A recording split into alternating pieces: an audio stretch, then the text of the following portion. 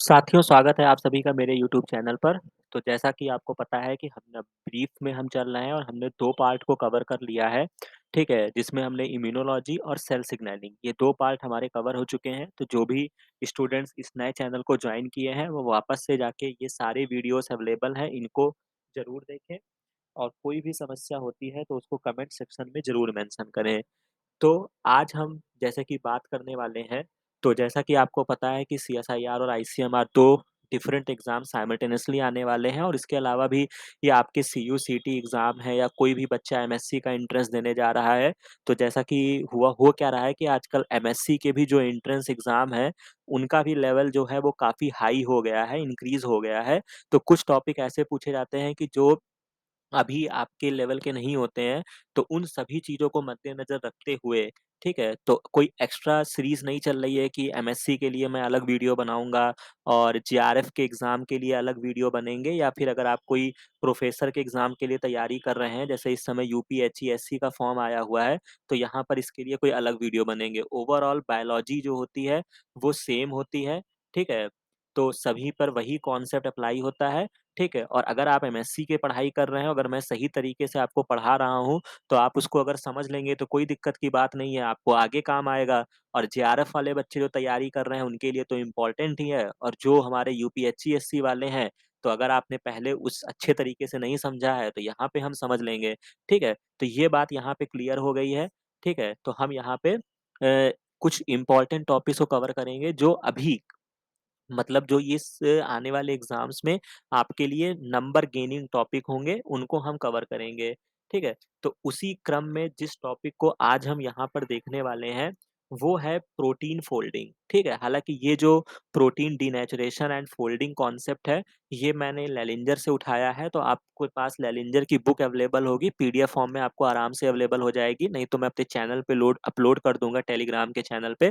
तो आप वहाँ पे लक्ष्य जेआरएफ नाम से चैनल है, आप वहाँ से इसको आसानी से प्राप्त कर सकते हैं, ठीक है?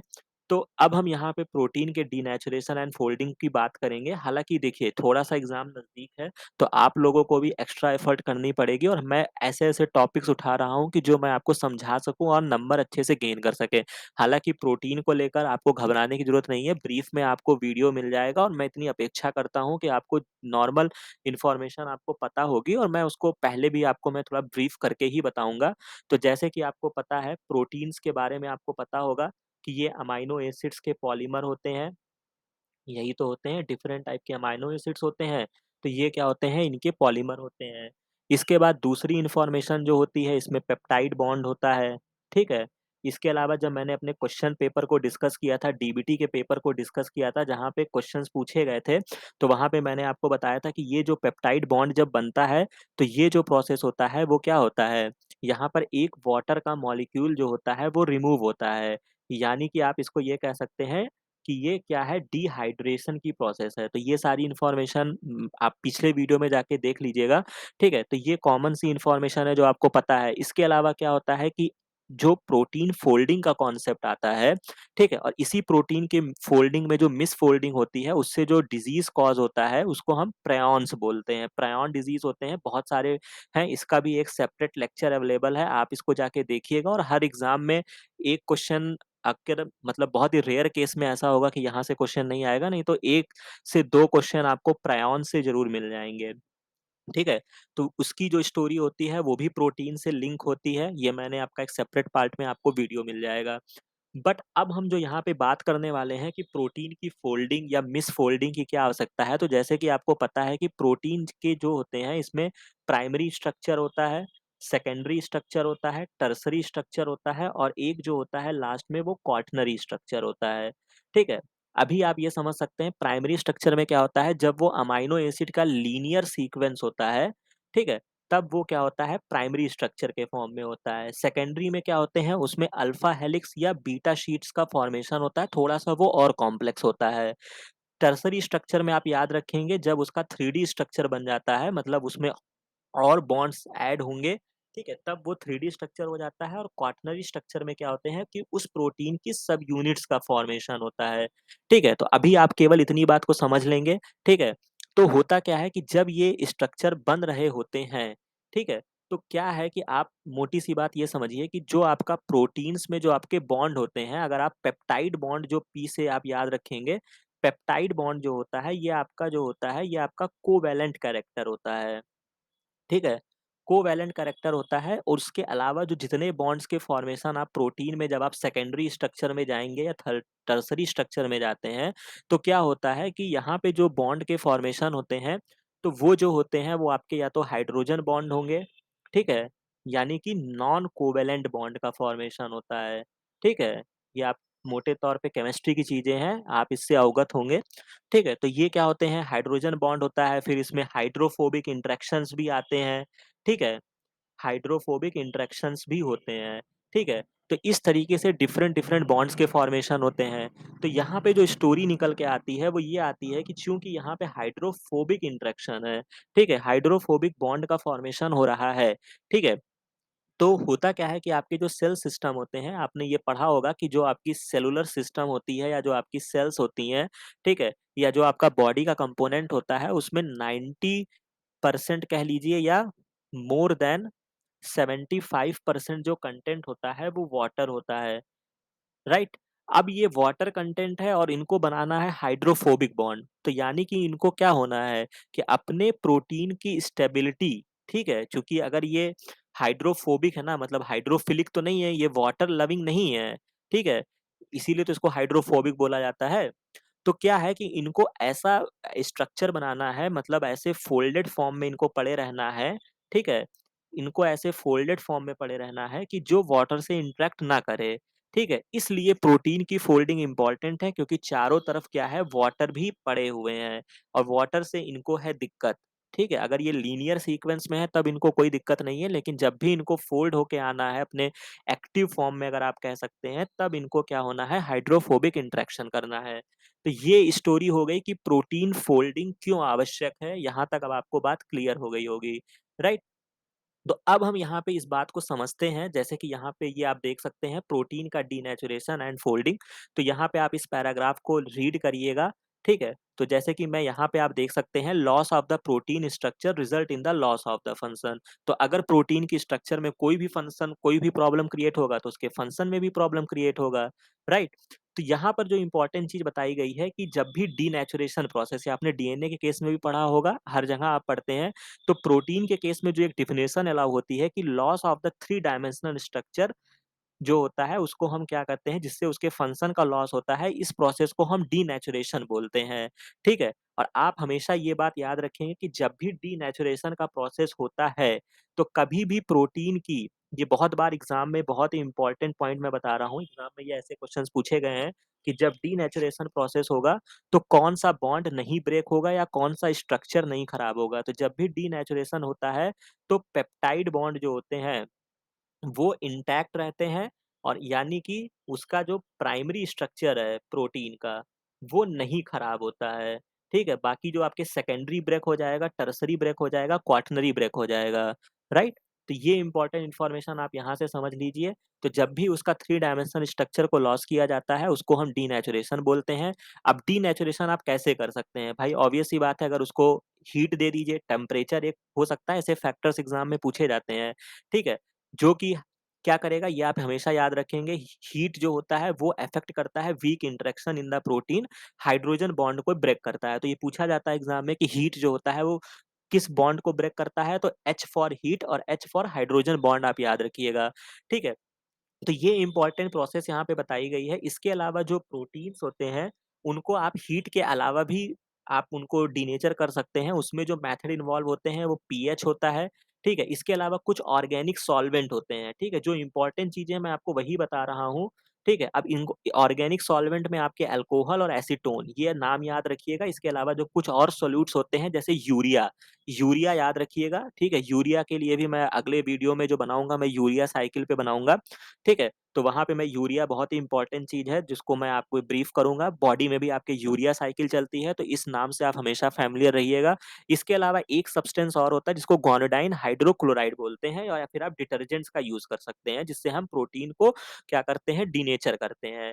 तो ये इम्पोर्टेंट क्वेश्चन्स आपसे हमेशा पूछा जाएगा, और चूँकि ये सारे जो होते हैं ये डिसरप्शन क्या करते हैं, हाइड्रोजन बॉन्डिंग को डिसरप्ट करते हैं। तो अगर आपसे पूछा जाएगा कि ये कौन से बॉन्ड को ब्रेक करते हैं, तो हाइड्रोजन बॉन्ड को ब्रेक करते हैं। इसके अलावा एक यहाँ पे फिगर दिया हुआ है, ख़ैर इससे अभी आपको बहुत ज़्यादा लेना-देना नहीं है।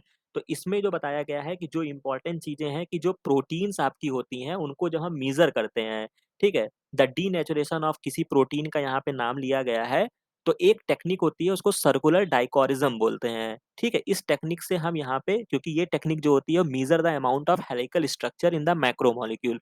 तो अगर आपसे एग्ज़ाम में पूछा जाएगा कि अगर आपको प्रोटीन के डीनेचुरेशन को देखना है तो आप कौन-सी टेक्निक का इस्तेमाल करेंगे? तो आप कौन-सी टेक्निक का इस्तेमाल करेंगे? सर्कुलर डाइक्रोरिज्म का इस्तेमाल करेंगे। अभी आप ये नहीं पूछेंगे कि ये क्या होता है, बस आप केवल याद रखिएगा कि सीडी का इस्तेमाल करते हैं, इस टेक्निक के माध्यम से हम जान सकते हैं, राइट? ये टेक्निक क्या है? तो जब टूल्स टेक्निक का पार्ट हम पढ़ेंगे, तो हम उसको डिटेल में समझ सकते हैं, ठीक है? तो यहाँ तक बात आपकी क्लियर हो गई होगी। अब ये बहुत ही इम्पोर्टेंट चीज़ें हैं, ध्यान से समझिएगा। ठीक है, एग्ज़ाम में क्वेश्चन्स आए हैं। इसके अलावा क्या है, अमाइनो एसिड के जो सीक्वेंस होते हैं वो डिटरमाइन करते हैं टर्शरी स्ट्रक्चर। और होता क्या है, जो इस पूरे पैराग्राफ में बताया गया है कि जब प्रोटीन का डीनेचुरेशन होता है, लेकिन अगर उनको वापस से उनको सही टेम्परेचर प्रोवाइड कर दिया जाए, तो वो क्या होते हैं, रीनेचर हो जाते हैं। ये बात डीएनए पर भी अप्लाई होता है और प्रोटीन पर भी होता है। तो इस पैराग्राफ को आप देख सकते हैं, the tertiary structure of a globular protein is determined by an amino acid sequence. The most important proof of this came from experiment showing that denaturation of some protein जो होता है, वो रिवर्सिबल होता है। हालाँकि ऐसा नहीं है कि सारी प्रोटीन का होता है, कुछ प्रोटीन का रिवर्सिबल है। मतलब जब डीनेचर हुआ, जब मान लीजिए कि जब एडवर्स कंडीशन आई, आपने हाई टेम्परेचर दे दिया, वो टूट गया, लेकिन जैसे ही टेम्परेचर ठीक हुआ, वो वापस से जॉइन कर गए, ठीक है? तो ये आप याद रखिएगा। जो आपको बहुत इंपॉर्टेंट है, certain globular protein denatured by heat कर सकते हैं, या एक्सट्रीम पीएच आपने कर दिया, डीनेचर किया, रिएजेंट आपने इस्तेमाल किया, with their naive structure and the biological activity उनकी वापस से आ जाती है, अगर वो उनको नॉर्मल कंडीशन प्रोवाइड किया जाता है। तो यहाँ से सीएसआईआर में क्वेश्चन आया है, इसका जो नेक्स्ट पार्ट आएगा उसमें मैं आपको 3-4 क्वेश्चन दिखाऊँगा, जो इस लेक्चर के बाद सीधा इस बुक से क्वेश्चन पूछे गए हैं, ठीक है? तो आप उसको भी समझेंगे। तो एक ये पॉइंट बहुत इंपॉर्टेंट है, classical example of denaturation and renaturation का जो किया गया था, वो राइबोन्यूक्लियस प्रोटीन पर किया गया था। और इस एक्सपेरिमेंट में किया क्या गया था कि ऑब्वियस सी बात है, ये अभी मैं इसमें आपको दिखा दूँगा, फिगर सामने बना हुआ है। बेसिकली इस एक्सपेरिमेंट को जो किया था वो एनफिसन एक साइंटिस्ट थे, इन्होंने किया था। तो ये नाम आप याद रखेंगे, और इससे ये पता चला कि जो आपके प्रोटीन्स होते हैं वो ऑटोमेटिक जो होते हैं वो फ़ोल्डेड के फॉर्म में आते रहते हैं। मतलब पहले वो अनफ़ोल्डेड भी रहेंगे या फ़ोल्ड भी हो जाएँगे। तो इस एक्सपेरिमेंट को राइबोन्यूक्लियस के माध्यम से जो किया, वो एनफिसन साइंटिस्ट ने किया था। ठीक है? तो आप याद रखेंगे, इसके बाद Anfinsen purified ribonuclease preparation might have contributed to renaturation of enzyme, thus dispelling any remaining doubt that the enzyme की जो फोल्डिंग होती है वो स्पॉन्टेनियसली होती है। तो अगर आपसे पूछा जाए कि इस रेफरेंस में कौन सा एक्सपेरिमेंट किया गया, तो एनफिसन ने एक्सपेरिमेंट किया था, किस पर किया था, राइबोन्यूक्लियस पर किया था। अब इन्होंने किया क्या था वो हम देख लेते हैं। तो इन्होंने किया क्या था कि कोई एक प्रोटीन थी, ये कौन सी प्रोटीन थी, राइबोन्यूक्लियस थी, जो कि नेटिव स्टेट। तो नेटिव स्टेट ये प्रोटीन के केस में एक नाम होता है जो अप्लाई किया जाता है, कि जब वो मतलब कैटालिटिक एक्टिव कंडीशन में होती है, तब उसको हम नेटिव बोलते हैं, राइट? तो यहाँ तक आपको कोई कंफ्यूजन नहीं होनी चाहिए। ये नेटिव स्टेट में है, ठीक है? अब हुआ क्या कि आप यहाँ पे देख सकते हैं, जैसे ही इसमें हमने एडिशन क्या किया, यूरिया किया, मरकेप्टो इथेनॉल, हमने ये पढ़ लिया है कि ये जो होते हैं एजेंट जो होते हैं वो प्रोटीन का डीनेचुरेशन करते हैं। और आपने जब इलेक्ट्रोफोरेसिस पढ़ा होगा या एसडीएस इलेक्ट्रोफोरेसिस पढ़ा होगा, ठीक है? तो वहाँ पे बीटा मरकेप्टो इथेनॉल का जिक्र किया जाता है, और ये जो होता है, ये आप कमेंट सेक्शन में बताएँगे कि इसका रोल क्या होता है। तो ये आपका होमवर्क है। बाकी नेक्स्ट लेक्चर में मैं आपको बताऊँगा कि मरकेप्टो इथेनॉल क्या करता है। तो होता क्या है कि आप यहाँ पे देख सकते हैं, ये दोनों ही की वजह से क्या हुआ कि पहले इसमें डाइसल्फाइड लिंकेज था, जो कि अब क्या हुआ कि ये अनफोल्डेड स्टेट्स में आ गया, और ये इनएक्टिव कंडीशन हो गया। और डाइसल्फाइड लिंक जो होता है वो सिस्टीन प्रोटीन के माध्यम से बनता है, ये सब आपको पता ही होगा। तो ये क्या हो गया, ये रिड्यूस कंडीशन में आ गया, और जैसे ही आपने रिमूव कर लिया, और ये वापस से क्या हो गया, ये फोल्डेड फॉर्म में आ गए। तो ये एक एक्सपेरिमेंट इन्होंने परफॉर्म किया, और इससे ये पता चला कि जो आपके सिस्टम में होते हैं, ये ऑटोमैटिक प्रोटीन जो होते हैं, वो अनफोल्ड और फोल्डेड स्टेज में रिवर्सिबल होता है। तो ये आपको कन्फ्यूज़न तो नहीं होनी चाहिए। अब यहाँ पर ये एक्सपेरिमेंट और ये पूरी स्टोरी अब आपको क्लियर हो गई होगी, राइट? अब हम जो यहाँ पे डिफरेंट चीज़ें और देखने वाले हैं, ठीक है? वो आप ये देखिएगा कि यहाँ पे जो इम्पोर्टेंट चीज़ है, ये एक स्ट्रक्चर है जो कि थर्मोडायनामिकली प्रूफ किया गया कि कैसे प्रोटीन की फोल्डिंग होती है। तो होता क्या है कि एक टर्म होता है एंट्रोपी, ये आपने पढ़ा होगा। एंट्रोपी जो होता है, ये थर्मोडायनामिक्स में आपने पढ़ा होगा। बेसिकली मैं बहुत ही हल्के में आपको यहाँ पे बता देता हूँ। एंट्रोपी जो होता है, ठीक है, ये किसी चीज़ की जब सिस्टम की जो रैंडमनेस होती है, ठीक है? रैंडमनेस मतलब डिग्री ऑफ रैंडमनेस जो होता है, डिग्री ऑफ रैंडमनेस को क्या बोलते हैं? एंट्रोपी बोलते हैं। और इसी के बेस पे जो था वो थर्मोडायनामिक्स का रूल दिया गया कि मतलब सिस्टम की जो एंट्रोपी होती है, वो हमेशा बढ़ती रहती है, ठीक है? ये इंक्रीज़ फॉर्म में रहती है, ठीक है? मतलब ऑब्वियस सी बात है कि जो आपका सिस्टम में कोई भी चीज़ें होती हैं, वो हमेशा क्या होते हैं, वो मतलब ऑब्वियस सी बात है कि वो रैंडमनेस मतलब उनको एंट्रोपी उनकी हमेशा बढ़ी हुई होनी चाहिए, ठीक है? तो ये चीज़ है। तो जब ये नॉर्मल कंडीशन में थे, तो ऑब्वियस सी बात है कि इनकी एंट्रोपी क्या थी? एंट्रोपी जब प्रोटीन अनफोल्डेड स्टेज में होंगे तो आपसे क्वेश्चन पूछा जाएगा, तो आप कहेंगे कि उनकी जो एंट्रोपी होगी वो मैक्सिमम होगी। फिर क्या होता है कि धीरे-धीरे जब वो फोल्डेड कंडीशन में आते हैं तो एक स्टेज आती है जिसको हम मोल्टन ग्लोब्यूल स्टेज बोलते हैं। इस केस में क्या होता है, आप यहाँ पे देख सकते हैं, इस पैराग्राफ में दिया है कि चूँकि ये सडन जो होता है वो प्रोटीन की फोल्डिंग होती है तो आपस में कोलैप्स करते हैं, ठीक है? तो यहाँ पे आप देख सकते हैं the state resulting from this hydrophobic collapse होता है, यहाँ पर आपस में ही कोलैप्स करते रहते हैं, ठीक है? And collapse may have a high content of secondary structure, but many amino acid side chains are not entaliphic. The collapsed state is often referred to as a molten globule, इसको बोलते हैं, ठीक है? तो ये एक टर्म दिया गया है जिसमें हमने जाना कि ये molten globule स्टेज में आ गए। फिर ये और फोल्डेड होते जाते हैं। जैसे-जैसे ये फोल्डेड होते जाएंगे तो आप ये देख सकते हैं, ये एनर्जी का ग्राफ है, ठीक है? और ये आप देख सकते हैं एंट्रोपी है, ठीक है? तो जैसे ही ये हुआ, एंट्रोपी जो है वो कम होती आ रही है और यहाँ पर क्या है, डिस्क्रीट फोल्डिंग के इंटरमीडिएट्स बन गए और लास्ट में आपको नेटिव स्ट्रक्चर फॉर्म हो गया। तो ये एक बहुत ही इंपॉर्टेंट फिगर, और इससे डिट्टो ही ऐसे ही फिगर को कॉपी करके सीएसआईआर ने क्वेश्चन पूछा था, तो आप इसको यहाँ से समझ सकते हैं। तो आप इस फिगर को देख सकते हैं, the thermodynamics of protein folding deprecated as a free energy funnel के फॉर्म में दिखाया गया है। जैसे टॉप पर क्या है, नंबर ऑफ कन्फर्मेशन ज्यादा होते हैं, तो हेंस द एंट्रोपी जो है वो ज़्यादा है। Only a small fraction of intramolecular interaction that will exist in native conformation. इस समय बहुत ही कम थे। जैसे ही फोल्डिंग प्रोसेस होती है, the funnel reduce the number of state present, जिससे क्या होगी, एंट्रोपी घटती चली गई। तो आपको ये हमेशा याद रखना है कि जब प्रोटीन की फोल्डिंग होगी तो एंट्रोपी जो होगी वो घटती जाएगी। Decrease entropy increase the amount of protein in the native conformation बढ़ता जाएगा, and decrease the free energy भी कम होती जाएगी। ठीक है? तो ये इंपॉर्टेंट चीज़ें आपको हमेशा याद रखना है। Depression on the sides of the funnel represent semi stable folding intermediate भी बनते हैं, जिसको हम डिस्क्रीट फोल्डिंग इंटरमीडिएट बोलते हैं, और बोलते हैं विच में इन सम के स्लो द फोल्डिंग प्रोसेस। तो ये सारी इंपॉर्टेंट इन्फॉर्मेशन हो गई है जो आप यहाँ पे देख सकते हैं। इसमें कोई बहुत बड़ी बात नहीं है, ठीक है, जो मैंने आपको एक्सप्लेन कर दिया है। बाकी आप इसके लाइन टू लाइन आप इनको चीज़ों को पढ़िए और बुक से पढ़ना सीखिए, ठीक है? यहीं पर ही आपको सारे क्वेश्चंस का आंसर मिलेगा। आपको कुछ नहीं समझ में आता है तो मेरे को कमेंट सेक्शन में बताइए, और 2 महीने बाद पेपर है तो बहुत ही अच्छे से एफिशिएंसी से आप पढ़ाई करिए। इसके अलावा कुछ और इम्पोर्टेंट चीज़ें जो यहाँ पे बताई गई हैं, जो कि यहाँ पे आप देख सकते हैं, जो कि ह ये लेलिंजर में दिया रहता है, मेडिकल पॉइंट ऑफ व्यू से प्रोटीन की फोल्डिंग क्यों इम्पोर्टेंट है। तो जैसा कि हमने प्रोटीन की फोल्डिंग की स्टोरी को हमने कैसे पढ़ा जाना, हमने प्रेऑन्स में समझा था। उसके अलावा जो प्रोटीन की फोल्डिंग से डिफेक्ट होता है, उसमें एक डिजीज़ होती है सिस्टिक फाइब्रोसिस, ठीक है? ये बहुत ही इम्पोर्टेंट डिजीज़ है, बहुत क्वेश्चन्स यहाँ पे आए हैं। हालाँकि इस टॉपिक को आप जब बायोमेम्ब्रेन ट्रांसपोर्ट पढ़ेंगे तो वहाँ पे आप इसको अच्छे से समझ पाएँगे, ठीक है? लेकिन अभी यहाँ पे ज़िक्र आया है तो प्रोटीन की फोल्डिंग से क्या-क्या डिज़ीज़ होते हैं, तो उसमें एक नाम और बढ़ा लीजिएगा, वो है सिस्टिक फाइब्रोसिस, ठीक है? अब हम इसको समझ लेते हैं, इसमें होता क्या है कि सिस्टिक फाइब्रोसिस ये caused by defect in a membrane bound protein होती है, जिसको सीएफटीआर बोलते हैं, ठीक है? सीएफटीआर क्या होता है? Cystic fibrosis transmembrane conductance regulator इसको बोलते हैं, जो कि क्लोराइड आयन का चैनल का कार्य करता है। मतलब ये जो होता है, इसमें क्लोराइड आयन के मतलब क्लोराइड आयन का ट्रांसपोर्ट वगैरह होता है, ठीक है? तो कभी-कभी एग्ज़ाम में सीधा क्वेश्चन पूछा गया है कि सीएफटीआर किसका ट्रांसपोर्ट करते हैं? तो क्लोराइड आयन का ट्रांसपोर्ट करते हैं।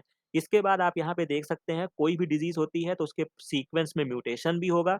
तो वही बात बताई गई है कि जो most common fibrosis causing mutation जो होता है, जब ये डिजीज़ कॉज़ होती है, तो उसमें डिलीशन हो जाता है फेनाइलएलानिन अमाइनो एसिड का इस प्रोटीन के सीक्वेंस में 508 पोज़ीशन पे, ठीक है? जिससे क्या होता है कि प्रोटीन की फोल्डिंग अच्छे से नहीं हो पाती है। कहने का मतलब ये है कि बाउंस तो नहीं कर रहा है ना?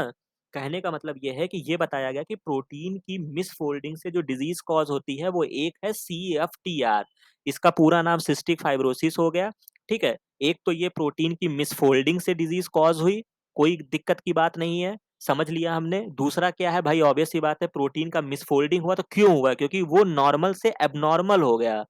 राइट? भाई समझ लो, नॉर्मल से क्या हो गया? एब्नॉर्मल हो गया। अब एब्नॉर्मल क्यों हुआ होगा? तो बायोलॉजी में आप क्या पढ़ते हैं? जब आपके कोई भी सिस्टम में म्यूटेशन होता है, सडन चेंज, म्यूटेशन को जानते हैं ना? म्यूटेशन को क्या बोलते हैं? सडन चेंज ही तो बोलते हैं। तो जब ये प्रोसेस हुआ तभी तो इसमें क्या हुआ, म्यूटेशन कॉज़ हुआ। तो म्यूटेशन हुआ तो यानी कि इसमें कुछ अमाइनो एसिड के सीक्वेंस रहे होंगे। मान लो कि ये 1 से 1000 अमाइनो एसिड तक का ये सीक्वेंस था प्रोटीन का, CFTR का। इसमें क्या हुआ कि 508 पोज़ीशन पे कौन-सा अमाइनो एसिड था? फेनाइलएलानिन था। इसमें म्यूटेशन हुआ 508 पे। तो कितना आप समझ सकते हैं कि एक अमाइनो एसिड के चेन से इसका बैंड बज गया, राइट? तो ये बात आप याद रख लीजिएगा। 508 पोजीशन पे म्यूटेशन हुआ। इसके अलावा many of the disease related mutation in the collagen also cause defective folding. Collagen से भी कुछ डिजीज हैं जो कोलेजन में होती हैं। इसके अलावा आप देख सकते हैं बहुत सारी हुई। इसके अलावा यहाँ पे इन्होंने प्रोटीन के मिसफोल्डिंग को लेकर प्रायॉन्स के बारे में बताया है। इसको आपको पूरा लेक्चर आपको मिल जाएगा। आपको कोई भी इसमें ऐसी चीज़ें नहीं है कि जो मैंने आपको उस लेक्चर में नहीं बताया है, ठीक है? तो आप इसको वहाँ से जाके पढ़ लीजिएगा। उसके अलावा भी आप इस बुक से रीडिंग करिएगा। हो सकता है आपको एक आध ल चीज़ें कुछ और अच्छी पता चल जाएँ, ठीक है? तो इस चीज़ों को आप हमेशा याद रखिएगा, ठीक है? अब यहाँ पे इतनी स्टोरी यहाँ पे हो गई है। अब हम जो यहाँ पे देखने वाले हैं बहुत ही इम्पोर्टेंट चीज़ है, थोड़ा देर की और यहाँ पे ये लेक्चर चलेगा, ठीक है? तो अब और थोड़ा समझदारी से इस चीज़ों को देखिए कि some protein undergo assisted folding. तो ये पहले हमने समझा कि प्रोटीन की जो फोल्डिंग हो रही थी वो स्पॉन्टेनियस हो रही थी। लेकिन क्या है कि not all protein fold spontaneously as they synthesize in the cell. ज़रूरी नहीं है कि सारी प्रोटीन की जो फोल्डिंग होती है वो स्पॉन्टेनियस होती है। कुछ की प्रोटीन की जो वो फोल्डिंग होती है उसमें कुछ प्रोटीन सहायता करते हैं जिनको हम मॉलिक्यूलर चैपेरोन्स बोलते हैं। ये याद रखिएगा, ऐसे क्वेश्चन सीधा-सीधा भी पूछा जाता है। अब ये करते क्या है इनको समझ लीजिए। ये ऐसे प्रोटीन होते हैं जो इंटरैक्ट करते हैं, मतलब पार्शियली फोल्डेड या इम्प्रॉपरली फोल्डेड, ठीक है? ताकि वो करेक्ट फोल्डिंग के फॉर्म में आ जाएँ। मतलब कभी-कभी क्या होता है, मान लीजिए फोल्डिंग स्टार्ट हुई, हो सकता है कि उसका गलत फोल्डिंग हो गया हो, तो ये क्या करते हैं, असिस्ट करते हैं, उनको देखते हैं, मॉनिटर करते हैं कि भैया आपकी फोल्डिंग सही हुई है कि नहीं हुई है। अगर नहीं सही हुई है तो उनको क्या करेंगे, उनकी हेल्प करेंगे, राइट? इसके अलावा यहाँ पे बहुत सारे मॉलिक्यूलर चैपेरोन्स होते हैं, उनमें जो कुछ मॉलिक्यूलर चैपेरोन्स जो पाए जाते हैं वो HSP70 होता है, ठीक है? ये आप याद रखिएगा। HSP जो होता है, ये जो वर्ड है ये हीट शॉक प्रोटीन इनको बोलते हैं। जनरली है वो, इनका जो यहाँ पे जो 70 का मतलब होता है, ये इसके प्रोटीन के मॉलिक्यूलर वेट से होता है, 70,000। अब यहीं पर मैं आपको एक चीज़ और भी, वैसे आपको ये पता होगा बट मैं यहाँ पे एक और चीज़ क्लियर कर देता हूँ कि मोस्टली चीज़ों में जब भी प्रोटीन, किसी भी प्रोटीन का आपको नाम दिया जाए उसके आगे नंबर दे दिया जाए। जैसे P53, ये आप जानते होंगे कि क्या है, ये ट्यूमर सप्रेसिव जीन में आता है, ठीक है? ट्यूमर सप्रेसिव जीन है। तो ये 53 अगर आपसे पूछा जाएगा क्या है, तो 53 जो होता है ये इसका मॉलिक्यूलर वेट होता है। हालाँकि 53 जो होता है ये केडीए होता है। इस तरीके से आपने पढ़ा होगा P21, P16। तो एग्ज़ाम में ऐसे क्वेश्चन्स पूछे जा सकते हैं, या आपको भी पता होना चाहिए, आपके इंटरव्यू में भी पूछा जा सकता है। तो ये जो होता है ये आपका उसका मॉलिक्यूलर वेट होता है। तो वही चीज़ यहाँ पर भी अप्लाई होता है। HSP70 है, नाम में ही सब कुछ है। 70 जो है, वो क्या है, वो इसका मॉलिक्यूलर वेट है। एचएसपी क्या है, क्योंकि ये प्रोटीन जो होती हैं जब हीट शॉक कंडीशन आती है, तब ये एक्टिव होती हैं, इस वजह से इनको क्या बोल दिया गया, हीट शॉक प्रोटीन बोल दिया गया। ठीक है? तो यही बात यहाँ पे लिखी हुई है, they are most abundant protein. कब ये बनती हैं? एलिवेटेड टेम्परेचर जब होता है। ठीक है? तो ये सारी बातें आपको इसमें बताई गई है, आप इस पूरे पैराग्राफ को रीड करिएगा। इसके अलावा HSP70 प्रोटीन बाइंड करती हैं पॉलीपेप्टाइड जो फ़ोल्ड होने वाली होती हैं, उसमें बहुत सारे और भी प्रोटीन्स होते हैं। और यूकैरियोट्स में क्या होता है, इसके अलावा chaperonin assist the folding in for the chaperone डना के और डना जे, ये ई कोलाई में होते हैं, ठीक है? Homology of the eukaryotic HSP70 and HSP40, तो ये कुछ और भी प्रोटीन्स हैं जो हेल्प करते हैं, ठीक है? इसके बाद डना के, डना जे की जो डिस्कवरी हुई थी, first identified as a protein required for in vitro replication of certain viral DNA molecule. इसी वजह से इनका डना आया है। तो नाम में ही सब कुछ है। कोई कंफ्यूजन? कोई कंफ्यूजन नहीं। अब ये छोटी सी साइकिल देख लीजिए। यहाँ से आप क्वेश्चन पूछा था सीएसआईआर ने। होता क्या है कि ये मान लीजिए आपकी अनफोल्डेड प्रोटीन है, ठीक है? अनफोल्डेड प्रोटीन था, तो यहाँ पे डना की फैमिली में 2 प्रोटीन्स होती हैं, जे होता है, के होता है। तो डना जे जो होता है वो बाइंड करता है अनफोल्डेड या पार्शियली फोल्डेड प्रोटीन और उसके बाद के बाइंड करेगा, ठीक है? जे जो होता है वो नॉर्मल होता है, के पास क्या होता है एटीपी लगा होता है। भाई ऑब्वियस सी बात है हमें किसी को सही बताना है, मान लीजिए कि मैं ही आपको ये गाइड कर रहा हूँ, तो मैं भी तो अपनी एनर्जी खर्च कर रहा हूँ ना। तो मेरी एनर्जी तो जा रही है। तो इसी तरीके से जो भी भैया आपको मॉनिटर करेगा, आपको बताएगा कि भैया तुम्हारी फोल्डिंग गलत हो रही है, तुम अपने आप को सुधार कर लो, तो वो कैसे करेगा? वो अपनी एनर्जी खर्च करेगा। तो डना के का क्या करेगा? भाई ऑब्वियस सी बात है कि ये बता रहा है तो ये एटीपी तो खर्च करेगा ही करेगा। ठीक है? और ऐसे भी कोई चीज़ सही तो हो नहीं जाएगी बिना एनर्जी लगाए। तो ये प्रोसेस होती है, पहले डना जे आता है, फिर के आता है। ठीक है? अब यहाँ पे अगर आपको कोई कन्फ्यूज़न है याद करने में, तो इससे ज़्यादा सरल मैं क्या ही बताऊँ कि जब आप एबीसीडी पढ़ लीजिएगा, ठीक है? एबीसीडी जब आप पढ़ेंगे तो ए, बी, सी, डी, ई, एफ, जी, एच, आई, जे, के, ठीक है? तो पहले जे आता है, तो यानी पहले जे बाइंड करेगा और फिर के बाइंड करेगा। समझ गए? कोई कन्फ्यूज़न नहीं होनी चाहिए। ठीक है? तो पहले क्या आएगा, पहले जे बाइंड करेगा, फिर के बाइंड करेगा। यहाँ पे आप देख सकते हैं, अब इसने जब ये बाइंड किया, तो क्या होगा, यहाँ पे एटीपी की हाइड्रोलाइसिस होगी, डना जे स्टिमुलेट एटीपी हाइड्रोलाइसिस बाय डना के, क्योंकि के पास वो था लेकिन जे ने हाइड्रोलाइसिस कराया, डना के एडीपी, अब जो कि एडीपी एटीपी खत्म हो गया, तो ये क्या होगा, एडीपी के फॉर्म में आ जाएगा जो कि अनफोल्डेड प्रोटीन पर बाइंड कर जाएगा। इसके अलावा क्या होता है, जब आप बैक्टीरिया में देखते हैं तो अगर इससे भी चीजें नहीं ठीक हुई, तो एक प्रोटीन और होता है जिसको न्यूक्लियोटाइड एक्सचेंज फैक्टर बोलते हैं, जीआरपी बोलते हैं, वो भी बाइंड करता है। स्टिमुलेट क्या करेगा, रिलीज ऑफ द एटीपी, मतलब ये क्या करेगा, जो एटीपी यहाँ पे बाइंड है अब इसको हटा देगा और ये वापस से एटीपी के फॉर्म में आ जाएगा और ये जो होती है वो सिस्टम चलता रहेगा। इसमें से क्या होगा कि फोल्डेड प्रोटीन जो होता है वो नेटिव कन्फर्मेशन में आ जाएगा और यहाँ पे आप देख सकते हैं कि एटीपी वापस से डना के पे बाइंड करेगा और प्रोटीन डिसोसिएट हो जाएगा। तो ये जो होती है ये पूरी सिस्टम आपकी चलती रहती है। ठीक है? तो आपने क्या देखा, या तो अनफोल्डेड प्रोटीन होगा या पार्शियल फोल्डेड प्रोटीन होगा। इस पे डना जे बाइंड करेगा, फिर के बाइंड करेगा, फिर ये रिमूव हो जाएगा, फिर जीआरपीई बाइंड करेगा। यहाँ से क्या होगा, जब ये एडीपी को हटाएगा तो ये जो होगा ये आपका प्रोटीन को फोल्ड करके निकाल देगा। तो ये आप इसको पूरा पढ़िएगा, यहाँ पे आप पूरी प्रोसेस यहाँ पे इसके फिगर के एक्सप्लेनेशन में यहाँ पे दी गई है। ठीक है? तो आप ये होमवर्क है, आप इसको प्रॉपर इसको रीड करिएगा। इसके अलावा जो सेकंड क्लास ऑफ चैपेरॉन्स और भी होते हैं जो हेल्प करते हैं, उनको चैप्रियॉनिन्स बोलते हैं। ठीक है? अब ये कैसे करते हैं? ये जो होते हैं कि इन ई कोलाई एस्टिमेटेड 10 से 15% ऑफ सेलुलर प्रोटीन जो होते हैं वो चैप्रियॉनिन सिस्टम का यूज़ करते हैं। इसमें ग्रो-ईएल और ग्रो-ईएस ये जो प्रोटीन होते हैं वो हेल्प करते हैं। ठीक है? For folding under normal condition up to 30% require the assistance when the cells are heat stress। ठीक है? अब चूंकि इनका नाम ग्रो क्यों किया है, क्योंकि these protein first became known when they are found to be necessary for the growth of certain bacterial viruses। क्योंकि ये किसी बैक्टीरिया वायरस के ग्रोथ में इन्वॉल्व थे, इसीलिए इनको ग्रो दे दिया गया। तो ये जो होते हैं ये ग्रो ईएल और ग्रो ईएस का ये कॉम्प्लेक्स होता है। Unfolded protein are bound within pocket Gro EL complex and the pocket are capped by Gro ES, मतलब ग्रो ईएस की पॉकेट लगी होती है। ठीक है? यहाँ पर भी एटीपी की हाइड्रोलाइसिस होगी, कोई कंफ्यूजन नहीं होगा और जिससे क्या होगा कि फाइनली आपको प्रोटीन फोल्डेड कंडीशन में मिल जाएगा। ये भी एक बहुत अच्छा सा इमेज बना हुआ है। यहाँ पे ग्रो ईएल और ग्रो ईएस है, ठीक है? यहाँ पे क्या होता है, ये एक हेप्टामर के फॉर्म में है, आप देख सकते हैं 7 यूनिट आपको दिख रही होगी 1, 2, 3, 4 और पीछे 4 3 लगी हुई हैं। यहाँ पर क्या होगा, अनफोल्डेड प्रोटीन आके बाइंड करेगा, ग्रो ईएल है और ये क्या है, ग्रो ईएस की कैप लगी होती है, मतलब ये ढक्कन लगा होता है जिससे ये बंद होता है। यहाँ पे नॉर्मल 7 एडीपी बाइंड करते हैं, फिर इसमें एटीपी बाइंड करता है, ATP bind to each subunit of Gro EL पर एटीपी बाइंड करेगा, राइट? एटीपी जब बाइंड करेगा फिर एटीपी की हाइड्रोलाइसिस होगी जिससे 14 एडीपी निकल जाएँगे और ग्रो ईएस जो होगा वो निकल जाएगा। फिर फर्दर क्या होगा, 4th स्टेप में क्या होगा, 7 ATP and Gro ES bind to Gro EL with a filled pocket. अब ये वापस से आके ग्रो ईएस जो होगा, जो निकला था वो वापस से फिर आके इस पे बाइंड करेगा। तो ये जो होता है इस तरीके से जो भी प्रोसेस होता है उससे क्या होता है कि ऑटोमैटिक जो होते हैं वो प्रोटीन करेक्ट फोल्डिंग में आ जाते हैं, protein fold inside the enclosure. ठीक है? The release protein is a fully folded और in a partially folded state that is a committed to adopt to the native conformation. तो ग्रो ईएस है, ये एक स्टोरी है, आप इसको याद रखिएगा। इसमें जो इंपॉर्टेंट चीजें हैं वो हेप्टामर था, जो ग्रो ईएल और ग्रो ईएस था।